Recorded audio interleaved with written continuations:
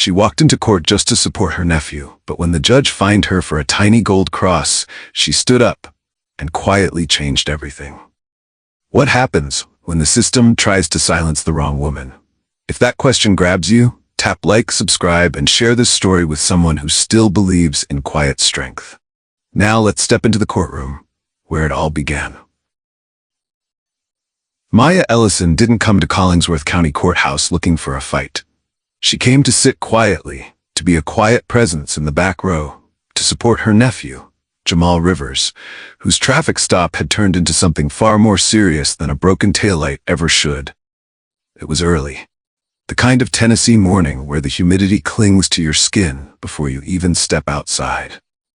Maya had taken the day off from her legal work in Memphis. She wore a simple navy blouse and matching slacks, respectful, nothing flashy. Her hair was pulled back, curls tucked neatly, and around her neck, barely visible unless you were looking for it, hung a slender gold cross.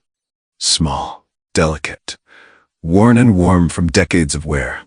It had belonged to her grandmother, a woman who'd never raised her voice, but who could change the direction of a room with a single look. Maya wore it not for show, but for grounding, a quiet reminder of where she came from. The courtroom was already full when she arrived. White noise filled the space, the rustling of papers, the tapping of pens, whispers between attorneys. Deputies stood by the walls, silent and unreadable. Jamal sat at the defendant's table wearing the rumpled shirt they'd issued him at lockup. His eyes found hers for just a second. He looked tired, worn out. But when he saw her, his shoulders dropped. Just a little. That was enough. She slid into the second row, sat straight, hands folded neatly in her lap. No one spoke to her, but a few looked. Not long glances, just the kind people give when they're trying to figure out if you belong, or if you wandered in by mistake. A few eyes lingered on her necklace. Not all, just enough to notice, enough to know. Then the doors opened. Judge Edgar Whitmore entered like a shadow falling across a quiet lake, slow, heavy, and cold. He was tall, stern, dressed in black robes that looked like they belonged to another century. His reputation had long outgrown this courtroom. Former military, former prosecutor, a man known for discipline so strict it bordered on personal religion. His court wasn't a place for nuance. It was a place for order. The bailiff called the room to attention. Whitmore took his seat. Before anything began, before Jamal's name was even read, the judge scanned the courtroom, his gaze as sharp as the edge of a gavel, and then it landed on her. "You," he said, voice echoing louder than it should have. "The woman in the blue. Please rise." Maya blinked, looked around, unsure if he meant someone else, but all eyes were on her now. So she stood, calm, her posture perfect. "You are wearing a religious symbol," he said, his voice low and clipped. "In this courtroom, we maintain religious neutrality. That necklace is a violation of decorum. I'm issuing a warning. If it remains visible, it will result in a fine." For a moment, no one moved. Even the air felt frozen. Maya didn't reach for the cross. She didn't cover it. She simply stood, the soft weight of it resting just below her collarbone. Inside, her heart gave one sharp thump. Not from fear, from something older, something more familiar. She'd been here before. Not this room, not this judge, but this moment. The moment someone decided she didn't quite belong. The moment someone tried to make her small. She didn't speak, not yet. But the room, every eye in it, was now quietly watching her. Because sometimes silence speaks first. For a moment, no one breathed. Maya stood, still, composed, as Judge Whitmore adjusted the glasses on the bridge of his nose.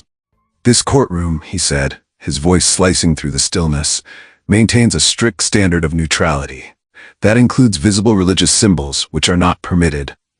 I'm issuing a formal fine, $75. There was no murmur, no outburst, just the subtle tightening of postures in the room. A few people shifted in their seats. One attorney looked down into his file, suddenly absorbed by a page he hadn't touched in minutes. The clerk beside the bench froze mid-scribble. Maya blinked, not in shock, but in measured recognition. Then softly, clearly, she asked, "Your Honor, is this policy published anywhere for public reference?" Her tone was gentle. Not defiant, not sarcastic, just curious. Judge Whitmore's eyes narrowed. "This is my courtroom," he said, tapping a finger against the bench. "I set the standard of conduct." "I understand that," Maya replied, still calm, still standing tall, but I'd like to know if this is part of an official conduct code or if it's your personal discretion. A ripple moved through the room like a breeze across a pond, not loud, but unmistakable. From the far left, a young black woman sitting in the gallery lifted her head slightly. A public defender near the wall stopped flipping through his folder. Even the bailiff, previously stone still, shifted his stance, just a bit. Whitmore leaned forward. "You are here as a spectator, ma'am. Not counsel. This is not your platform." "I'm not looking for a platform," Maya said softly. "I'm simply asking if there's written precedent for the fine." There was a beat, not long but thick, the kind of pause that carries more weight than most words. "You may pay the fine at the clerk's desk," Whitmore snapped, "or remove yourself from these proceedings. Refusal will result in being held in contempt." A hush fell across the gallery. Contempt. He was escalating. Fast. Still Maya didn't move. She didn't flinch. She didn't raise her voice or shift her weight. Instead, she tilted her head just slightly and said, "I'm here to support my nephew, Jamal Rivers. I'm not disrupting court. I'm sitting quietly, respectfully. But I do believe this fine, especially without a stated rule, is unjustified, possibly even unlawful." That was when it happened. The moment. The moment everyone in the courtroom, even those trying not to look, realized this wasn't going to be a typical morning docket. The judge stared at her. Something shifted behind his eyes. Not fear, not anger, but something far more telling. He hadn't expected pushback. Not from her. Not from someone who looked like just another black woman in a courtroom seat. Maya didn't look away, and for the first time that morning, the authority in the room no longer felt like it belonged solely behind the bench. Judge Whitmore adjusted his robe, posture rigid, voice clipped. "This is your final warning," he said. "Remove yourself, or be held in contempt of court." A few heads turned. The tension was now electric. Even the prosecutor, who'd been half listening while sorting through case notes, looked up. But Maya didn't move. She didn't make a scene. She didn't raise a hand or her voice. She simply looked directly at the judge, voice steady as breath. "Your Honor," she said, "my name is Maya Ellison. I'm a constitutional attorney, licensed to practice in Tennessee, Georgia, and Mississippi." A ripple. Audible this time. Someone in the back let out a quiet, involuntary whistle. The woman in the second row blinked like she'd just seen a ghost. "I hold a Juris Doctor from Yale Law School," Maya continued, her tone still calm, still composed. "I've worked with the Civil Rights Justice Collective and currently serve as senior counsel at an organization dedicated to fighting housing discrimination and unlawful arrests." Silence. A silence that didn't come from discomfort this time, but realization. This wasn't a spectator. This was someone who'd studied the very laws the judge had just tried to use against her. Someone who had likely taught them. Someone who, in every legal sense, belonged behind the defense table, or even the bench, more than most people in the room. Judge Whitmore's jaw tightened, just barely. Maya didn't gloat. She didn't soften either. She simply let the truth land. "I'm not here in a professional capacity today," she said, turning her eyes briefly toward Jamal. "I'm here for family. But I do know my rights, and I do know that arbitrary enforcement of unwritten courtroom rules, especially those targeting religious expression, is a constitutional issue." Stillness. No papers shuffled. No one cleared their throat. Even the bailiff froze mid-shift. The air had changed. It wasn't loud, it wasn't aggressive, but it was undeniable. Something had shifted. A courtroom that moments ago had belonged to a judge now seemed balanced. Suspended between the weight of a gavel and the quiet power of a woman who refused to shrink. She looked at the judge, not with defiance, but with clarity. "I will remain seated, respectfully, unless you can cite a specific code or written policy that justifies this fine." Her voice didn't tremble, it didn't rush, and that's what made it land. Judge Whitmore didn't respond immediately. He adjusted a folder on his bench. Then another. Not because he needed to, but because he suddenly didn't know what to say. And he knew everyone was watching. As the courtroom held its breath, caught somewhere between silence and reckoning, Maya stood still, calm, grounded. But the stillness in her body came from somewhere far away, somewhere deeper than any courtroom, somewhere older than any law book. She was 12 when her grandmother first told her, "Silence is not weakness, baby girl. Sometimes silence is the loudest thing in the room." Maya had grown up in Montgomery, Alabama. Not in the tree-lined historic district where tourists walked civil rights trails, but in a weather-worn duplex 3 blocks from a payday loan office and a liquor store with bulletproof glass at the counter. Her mother worked night shifts at the city hospital, the kind of tired that didn't go away after sleep. Her grandmother, Miss Lillian, was the heartbeat of the house, a woman who read the Bible out loud every morning and hummed hymns while scrubbing the same floor no matter how clean it already was. They didn't talk about strength in her house. They lived it. At school, Maya learned early that quiet black girls didn't get the benefit of the doubt, only the burden of invisibility. Her hair was called distracting. Her voice, when she used it, was surprisingly articulate. When she raised her hand too often, she was told to give others a chance. She learned not to raise it less, but to raise it better. By the time she was 15, Maya had read the Constitution cover to cover. Not for class, for herself. She needed to understand the language that had been used to silence people who looked like her. And through it all, around her neck, hung that same gold cross. It wasn't shiny, it wasn't fancy, it wasn't meant to be noticed. It was her grandmother's. Passed down on the morning of her funeral, wrapped in a hand-stitched handkerchief with a note that simply read, "Wear this when the world tries to make you forget who you are." Maya had never taken it off. Not once. Not for interviews, not in courtrooms, not in rooms where she was the only black face at the table. Because to her, it wasn't jewelry. It was presence. A small, constant reminder that even in the most sterile, silent, structured spaces, she was not alone, and she did not have to bend to be allowed to stand. So when Judge Whitmore saw a necklace, what he didn't see was history. What he didn't see was Lillian. What he didn't see was all the times Maya had swallowed her voice until it grew strong enough to speak like this. And now the courtroom was still, not because Maya was silent, but because, for the first time, the room was actually listening. The clerk called the next case. State of Tennessee versus Jamal Rivers. Jamal stood slowly, the orange wristband from county lockup still loose around his arm. His shirt, slightly wrinkled, too big, hung on his shoulders like the weight of everything he hadn't said yet. He glanced at Maya. She nodded once, calm, assured. That same steady look that had once gotten him through his SATs, his first heartbreak, and now, maybe, this. The prosecutor stood.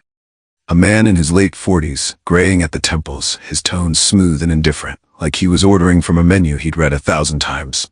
"Your Honor," he began, "Mr. Rivers is facing charges for operating a vehicle with a broken taillight, resisting arrest, and possession of a controlled substance, marijuana, under 10 grams. The arresting officer reports that the defendant became hostile during the stop and had to be restrained for officer safety."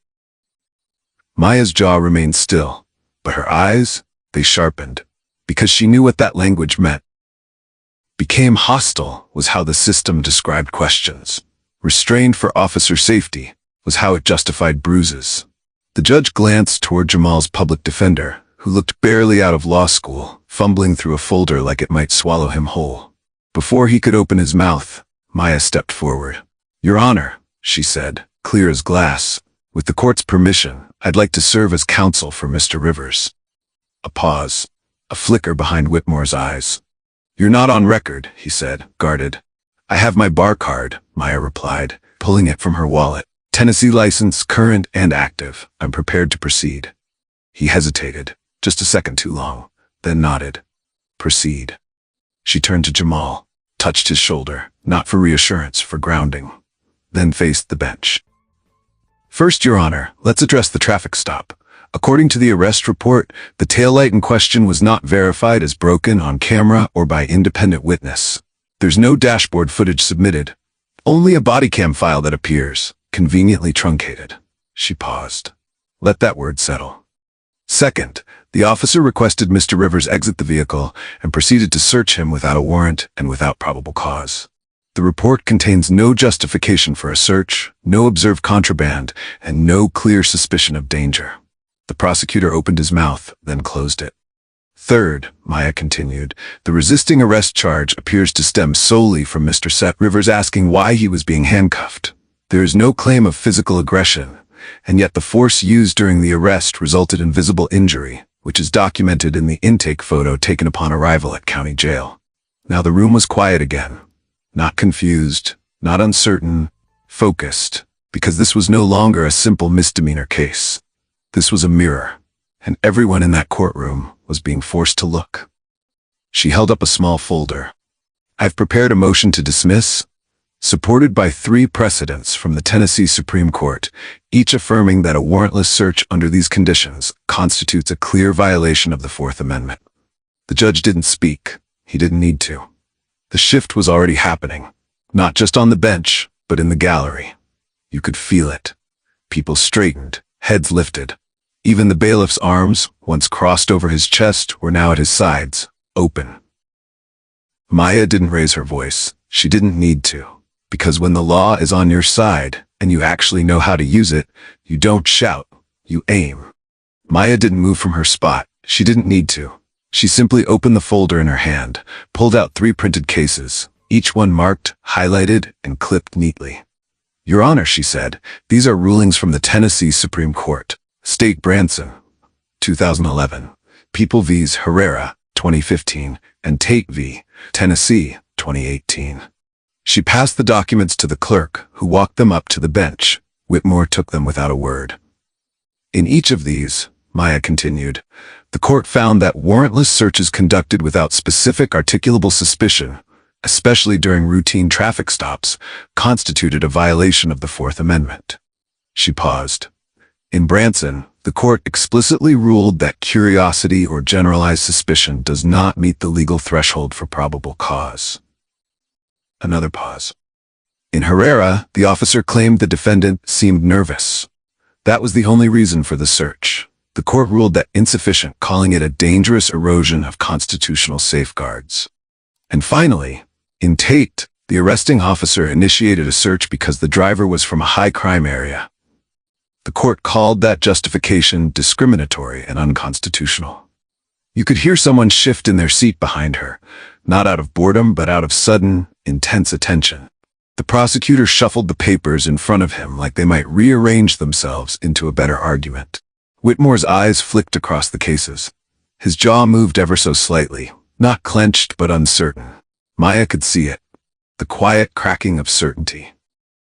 Based on this, she said, I respectfully request that the charges of resisting arrest be dismissed, and that the court acknowledge the initial search as unlawful. Another silence.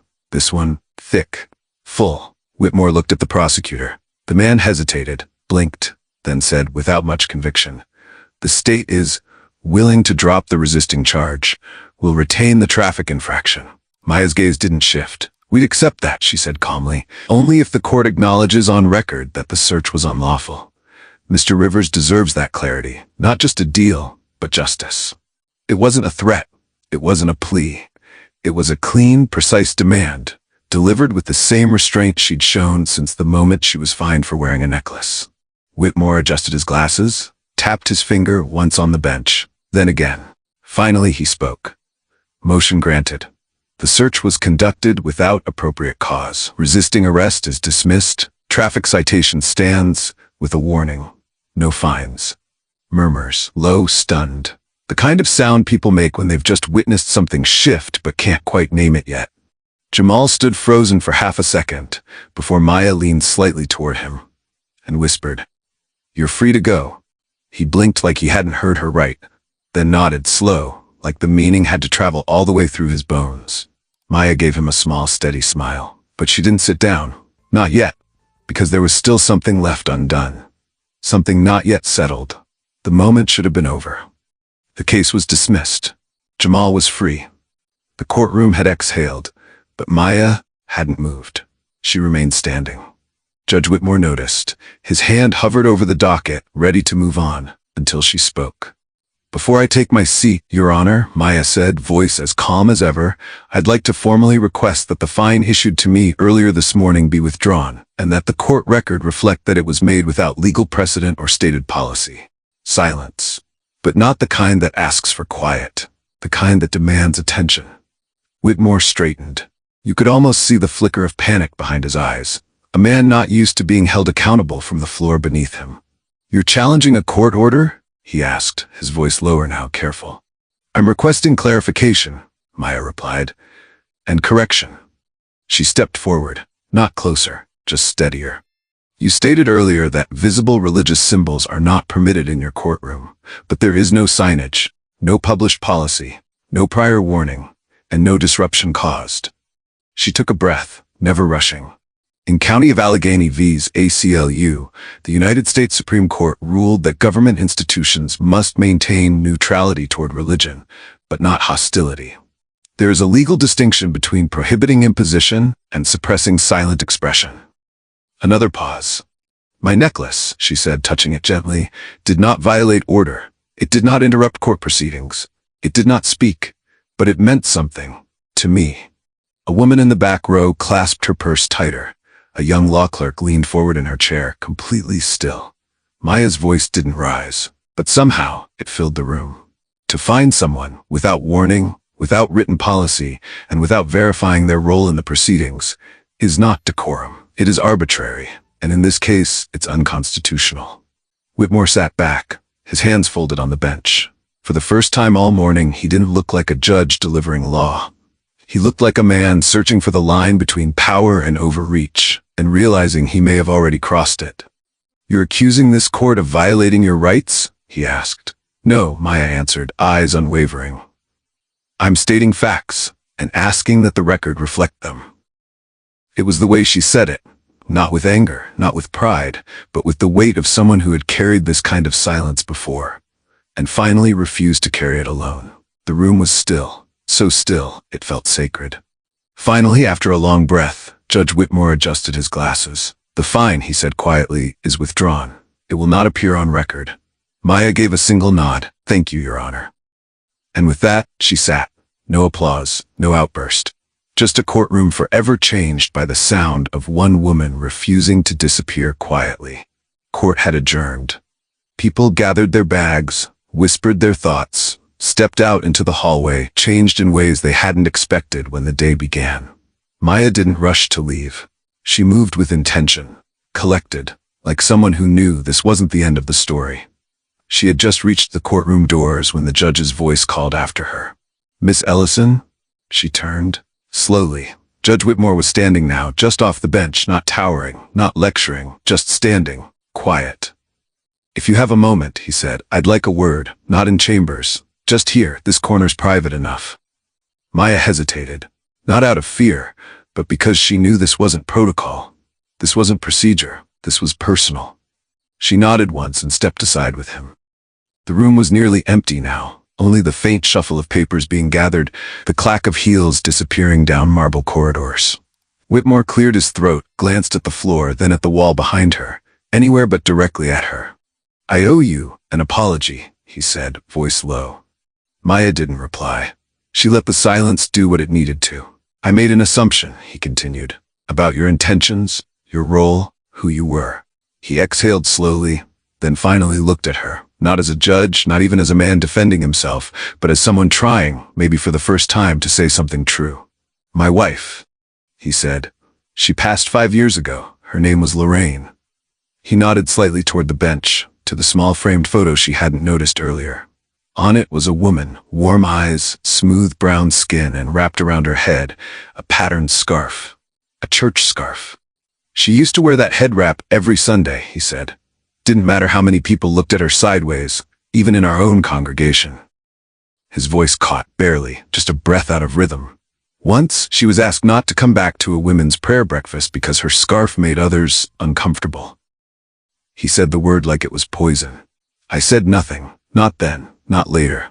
And I think, somewhere along the way, I convinced myself that silence was strength, that keeping everything neutral would make things fair. He looked at Maya now, really looked. But today you showed me, sometimes what we call neutral is just what's most comfortable for the people already holding the gavel. Another silence, but this one didn't feel heavy, it felt holy. Maya met his eyes, steady, unreadable, but something in her had softened, not forgiveness, just understanding. He nodded once more. I don't expect grace, I just won't forget today. She gave the smallest nod in return. That's all I ever ask. And then she walked away, Not as a woman who had won, but as someone who had changed something. Even if no one outside that room would ever know. 1 week later, a plain white envelope was waiting at Maya's office door. No logo, no postage mark, just her name typed neatly on the front. Inside, a single sheet of paper. Official, but not showy. At the top, the seal of the Collingsworth County Courthouse. It read, "Effective immediately, courtroom conduct guidelines have been revised. Religious symbols or attire will no longer be restricted unless they actively disrupt proceedings. EW." There was no apology, no explanation, no press release, no public statement from the judge's chambers, just those quiet lines, and 3 initials at the bottom. Maya stood in the hallway for a moment, envelope in hand, letting it settle. She didn't smile, not really, but something in her chest loosened. Change had come. Not through outrage, not through headlines, but through clarity, through stillness, through the unshakable truth of showing up and standing firm. There were no news cameras, no interviews, no hashtags trending. But somewhere one day, a young girl would walk into that courtroom wearing a cross or a headscarf, and no one would tell her to remove it. No one would fine her for it. No one would make her feel less entitled to be seen. And she would never know Maya Ellison's name. And that, Maya thought, was exactly how it should be. 2 weeks later, Maya stood in front of a group of high school students in a warm, echoing classroom on the south side of Memphis. The folding chairs creaked beneath restless teenagers, some half listening, others pretending not to care. But when she spoke, the room slowly shifted. She didn't lecture, she didn't recite court cases. She told a story about a courtroom, a necklace, and a moment when silence spoke louder than shouting ever could. She ended with a simple line. "I didn't speak up to win. I spoke up so the next person wouldn't have to fight the same fight." In the pause that followed, a girl in the back, maybe 15, maybe 16, raised her hand. Her voice was soft but clear. "Were you angry?" she asked. "Like, really angry when no one apologized?" Maya smiled, not out of amusement, but recognition. "I wasn't looking for an apology," she said gently. "I was looking for change. And when change comes, it's more than enough." Some of the students nodded. A few glanced at one another, unsure whether what they were feeling was respect or simply the pull of something true. Later that evening, Maya sat at her small kitchen table. The same table where her grandmother used to write grocery lists and Bible verses on index cards.